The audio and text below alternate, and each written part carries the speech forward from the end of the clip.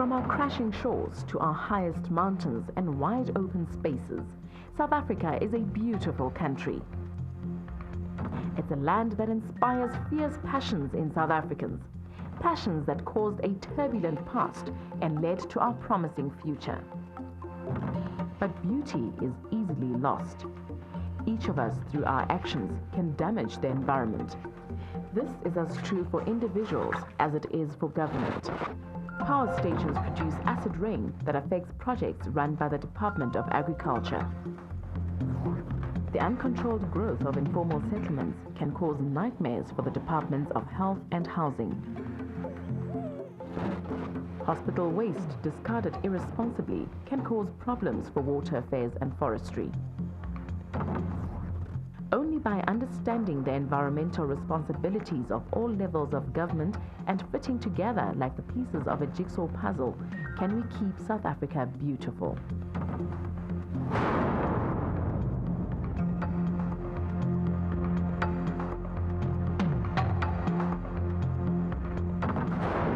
South Africa's hosting of the World Summit in 2002 raised our status in the eyes of the world.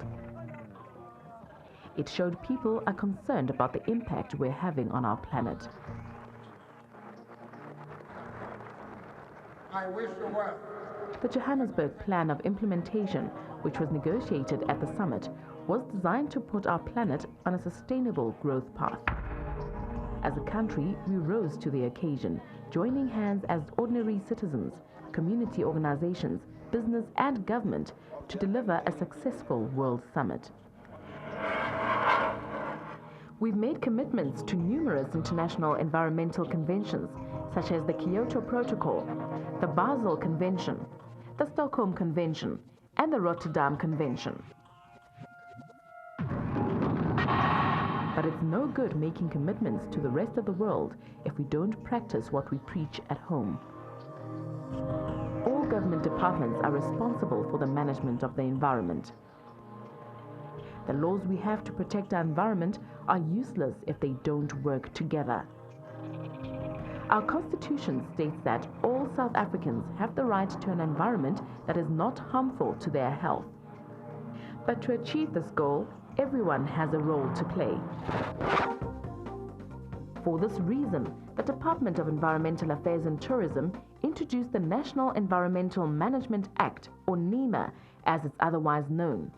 NEMA was designed to establish institutions and procedures on government decision-making that affect the environment.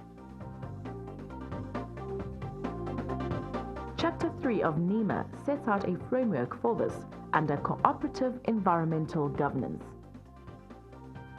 Co-operative environmental governance aims to strengthen environmental relations amongst government departments, to minimize conflicting interests on environmental issues, to minimize duplication of environmental functions, to jointly establish and implement environmental plans, and to assist with planning of environmental management.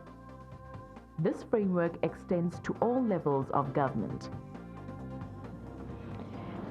The South African Constitution has a very far-reaching provision in it, and that relates to the right to an environment that is not harmful to health and well-being. Now that places a responsibility on government to take action to manage the environment, and that management may be management that is ensuring that any impact that a department has on the environment is addressed. Now, to make sure that there is not a confusion of different departments undertaking different environmental responsibilities and getting overlaps and duplications and gaps and chaos, really, the Chapter 3 of the National Environmental Management Act requires each of those departments to set out in a plan what their environmental responsibilities are and how they are addressing those responsibilities. And that goes for not only national departments but also provincial departments. Ultimately, we want to create a better quality of life for all South Africans. But how do we move from act to action?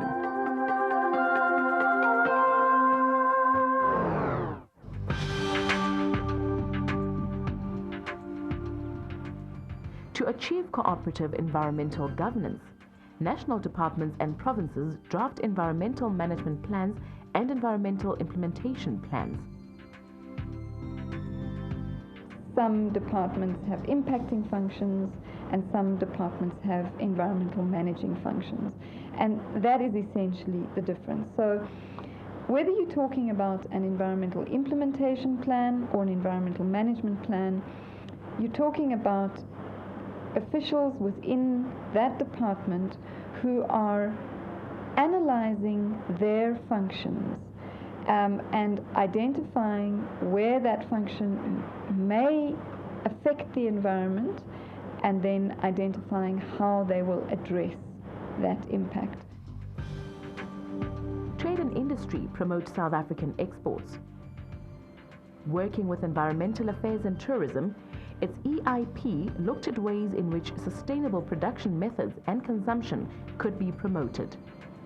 It investigated how exporters can implement cleaner production methods and promoted the growth of the environmental goods and services industry. DTI are also helping address the environmental management needs of small, medium, and micro enterprises. The Department of Environmental Affairs and Tourism is working with DTI to offer economic incentives to industries that reduce emissions by switching to cleaner fuel and technologies. Minerals and Energy are liaising with Environmental Affairs and Tourism to help Sasol use gas for their Secunda plant to bring down CO2 emissions.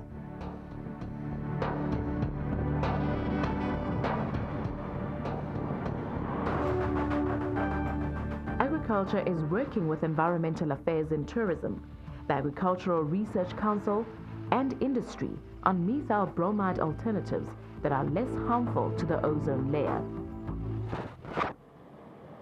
But the real challenge is to ensure the environmental management plans drawn up by national and provincial government are implemented at local level. Local governments should manage natural resources to the benefit of all people in their area. The Free State's economy is agriculture-based, so their EIP focuses on soil conservation, water and waste management, the control of alien plants, nature conservation, and air pollution. To identify the issues for cooperative governance, Free State Environmental Affairs liaised with other departments including Transport, Health, and Water Affairs. A series of workshops were held to look at duplication, fragmentation, and gaps in the province's environmental system. It was found there were increased levels of pollution and waste in the province. The factors that we looked at were basically the demography of the Free State. We've got 5 districts, municipal districts, and we looked at Lijoliputswa being the mining area, and Northern Free State has got a lot of industries and it's refineries that we've got there which pollute the air, and you also have a lot of effluents that come out of the industries and actually pollute the streams. So that is an air quality hotspot, and it's also a problem with regards to the communities there where you find toxic chemicals going into the streams and into the rivers, and people have to drink from these rivers, and you've got animals also having to drink from these rivers. So that was a huge problem that we had to look into in terms of the EIP. Degraded habitats and unsustainable resource uses were identified. To determine the impact poverty has on the environment, economic development and job creation were studied. Free State's Environmental Affairs worked with Bloemfontein's municipality and came up with the idea of buyback centers. Placed strategically in the townships, these centers encourage recycling by paying for the glass and tins collected from all over the city. Yona isisebenzela kakhulu project, although indawo sisebenzela kuyo incane ngoba nje dikwazile no create ama jobs for other youth. It's important to put food on the table so that people don't go out and just litter to minimize the waste to the landfill sites. by creating jobs, by getting the people in the community to actually bring their waste to the buyback centre, sell it to it, and put some food on the table. And to us, that's very important. In the planning of new housing and industrial developments, environmental impact assessments are standard.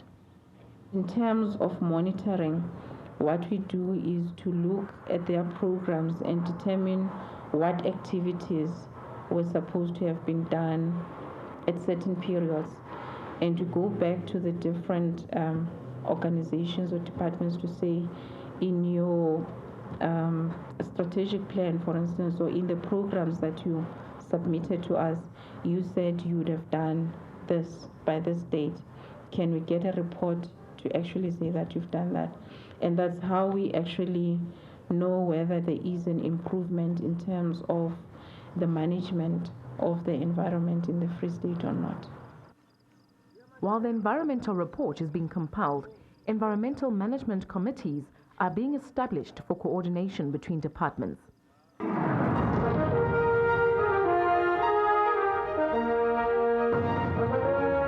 In Limpopo, the cornerstones of the economy are agriculture, mining, and tourism. The province's environmental implementation and management plan focused on these. The environmental implementation plan for a province is all about cooperative governance. That's why we as province have involved all the relevant government departments in the province. That is the provincial departments as well as national departments who's got regional offices in the province. And of course we've included provincial strategies like the Provincial Growth and Development Strategy as well as the Integrated Sustainable Rural Development Strategy. All these things were incorporated and to ensure that the product that we develop covers this whole broad spectrum. Early on, provincial government recognized that impoverished rural communities need natural resources to survive. An agreement between Water Affairs and Forestry, Agriculture and local government led to rural farmers acquiring land to grow their own food. Here is where we're pumping water from here to the reservoir, the storage dam, night storage dam. And then from the storage dam is where water is distributed to the pipes for irrigation using sprinkler system. And a few other farmers are using a drip irrigation system. And there's an average of 2 people employed by each farmer here.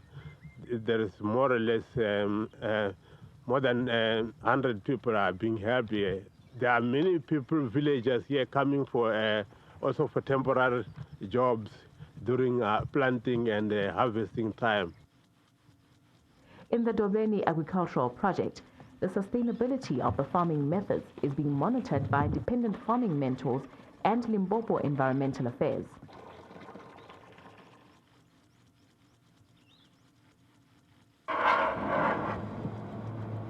The Limpopo EIP also looked at ways in which rural communities can benefit from community-based natural resource management. A collaboration between Minerals and Energy Affairs, the municipality, and Limpopo Environmental Affairs led to the pebble collection project at Tshabanglala Babirua. Minerals and Energy facilitated the issuing of a mining permit, and Environmental Affairs supplied advisors to ensure the project complied with environmental legislation. The municipality supplied resources. As a result of the cooperation, the community has been empowered to manage their own environment, and a contribution has been made to alleviate poverty.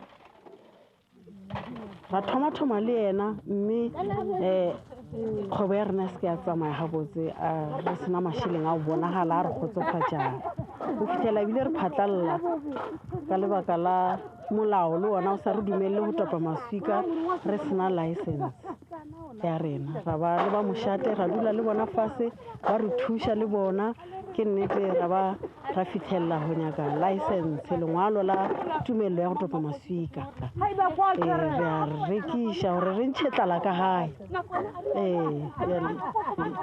maswika ke dilo tše dintšhi tše re ka di dirang bjalo ka ge diblompoto le di bona ke tšela re ikemišeditše o dia diblompoto le go rekiša disakana ba ba rekang ba ba nyakang.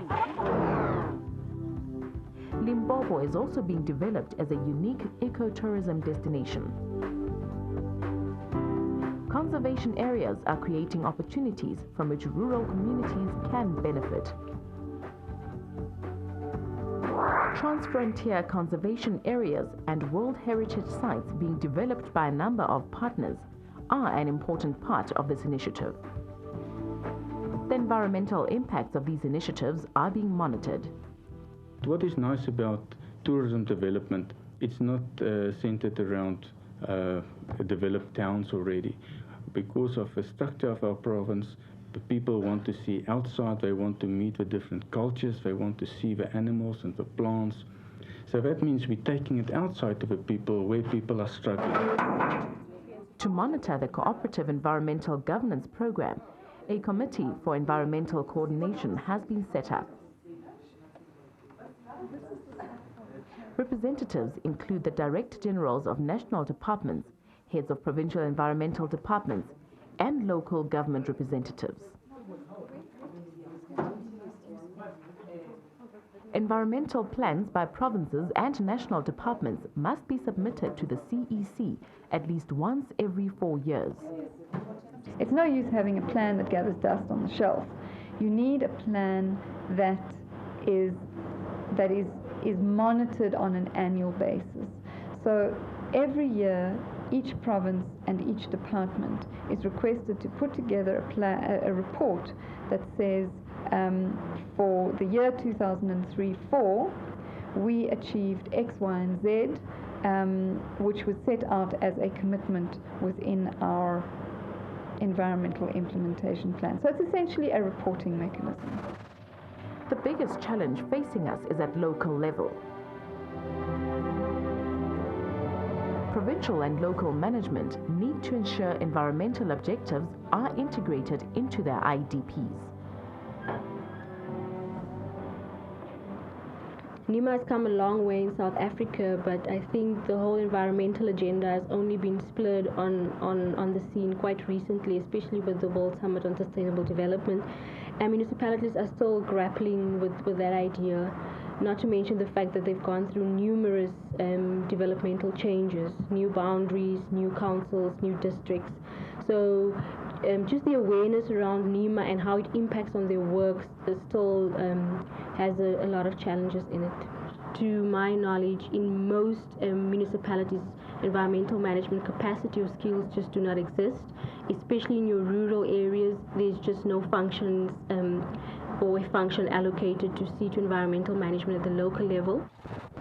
For success, we will all need to fit together like the pieces of a jigsaw puzzle. By doing so, we will create a better environment for all South Africans. An environment we'll be proud to show the rest of the world.